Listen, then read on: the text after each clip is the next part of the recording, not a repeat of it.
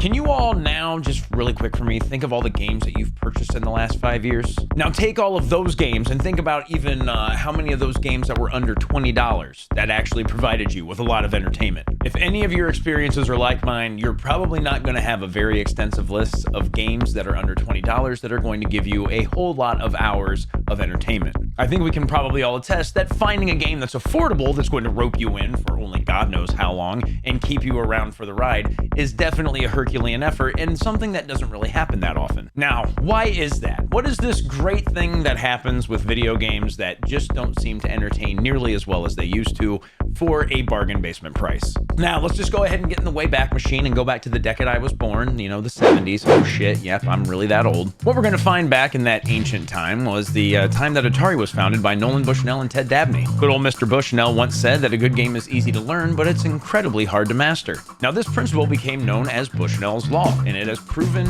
absolutely positively a fact over the last 5 decades. And it still holds true today as we head into the middle of the 2020s. I'm pretty sure that we can all agree that a game that's going to bust your balls that has a low barrier of entry, they all seem to work.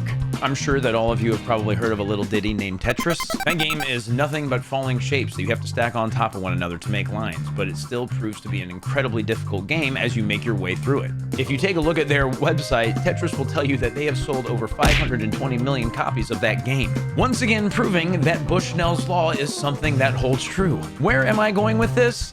I'm going to talk to you about Backpack Battles. Backpack Battles is, in my opinion, one of the coolest games that you can get right now that has Bushnell's Law printed all over it. Now, what is Backpack Battles? Is essentially a game that they've taken the worst parts of every other video game you've probably ever played and cobbled it together into a chimera of what in the hell is going on here and why do I like it so much? Why did they bring this unholy abomination together and why would they do this? Well, who the hell knows, but what I can tell you is the game is fun as hell to play. Coming to you from developer Couple Plays with Furcifer, Backpack Battles is an asynchronous PvP inventory management auto battler. Oh my god, why have they taken all of these game mechanics and cobbled them together into this one title? Remember a few seconds ago when I called it an unholy abomination?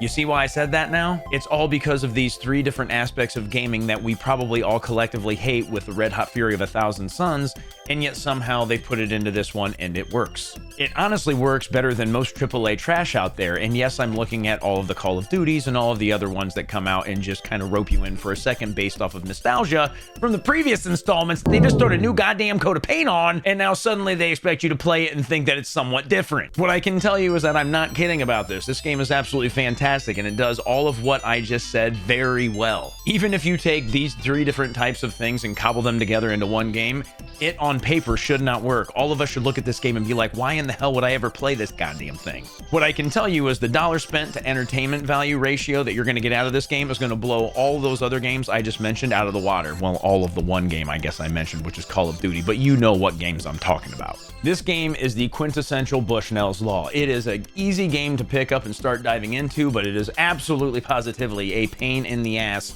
to learn all the ins and outs of it and become good at it. This thing is going to grab you and rope you in and never let you go. Even if the game does let you go, you're probably going to find yourself thinking about it and coming crawling back later anyway, asking, yes, please, Daddy, may I have more? I think you're likely getting the picture that I'm painting here, even if it has gone a little bit off the wayside.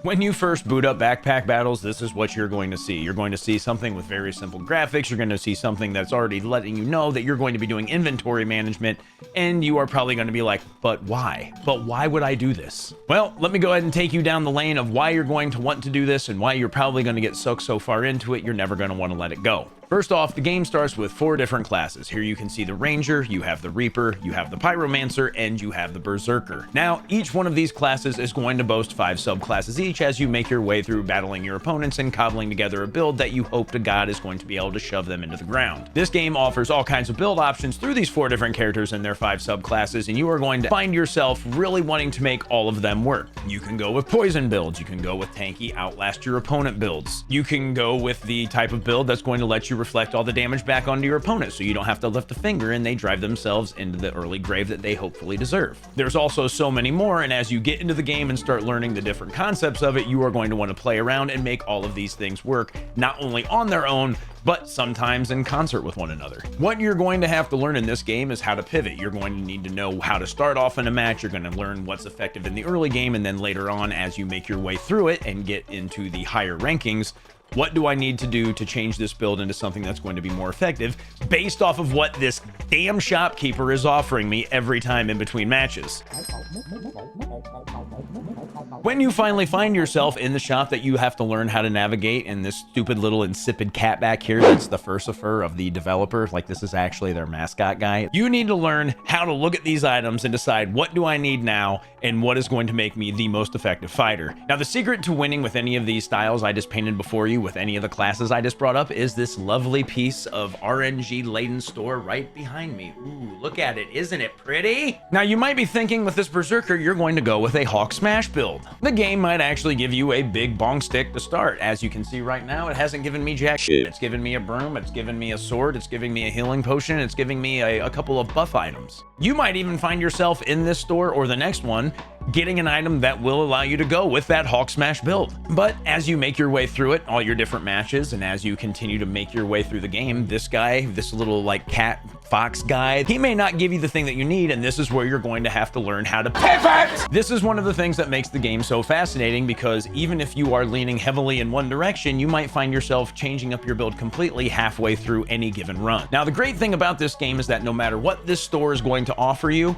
you are always going to have the tools to probably make it work. I'm telling you 99.5% of the time, as long as you make smart decisions and you really know the game and find out what works with one another, you're going to be able to build around all the items this little shit back here is going to offer you. Now, there's a few different ways you can do this. You can either be bullheaded and save money potentially in between rounds and pray to God that what you have going is going to get you through each one and hopefully win.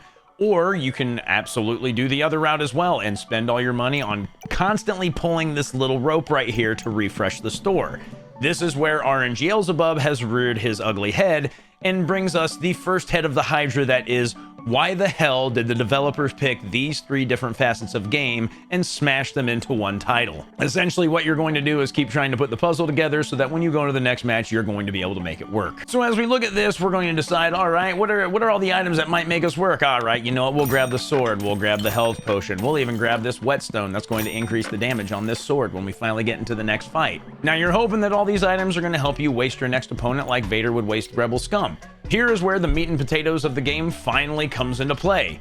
Let's go ahead and organize our backpack. So what you're going to do is you're going to try and make sure that all of your items are in here as effectively as possible. You can see we already have a starter weapon with this forging hammer that the Berserker has, the wooden sword. Here's this whetstone that increases the two items that it's starring out. It increases their damage by 1. This is the entire onus of the game. As you can see, most of the items that you buy in this game are not only going to affect your efficiency in combat and how well you might perform, but these items are also going to affect one another. You really got to pay close attention to where you're putting your items, because even the bags that you're putting them in can affect them at some point in time during battle. For example, as we look at the Berserker here, the duffel bag, when we get to a certain health threshold, we enter Battle Rage, and during Battle Rage, the items that are in there trigger 30% faster and you take less damage.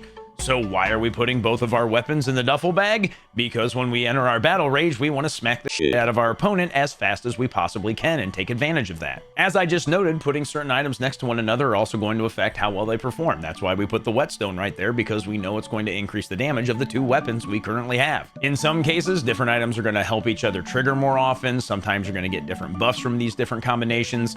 And this is where a lot of the replay value of the game comes into effect. Each one of these 4 classes are going to have different gameplay styles and different items that affect each other differently, as they all have their own unique items to class as well. There is a universal pool of items that you need to learn that are going to affect every one of the classes and what they're doing, but you still have other things that may affect those in different ways as well. You're going to find yourself going down the rabbit hole of how do each one of these items affect each other, what's going to make them more efficient, and what does and doesn't work as you make your way through your combat scenarios. Now, when you finally worked out what's going on in your big ol' sack,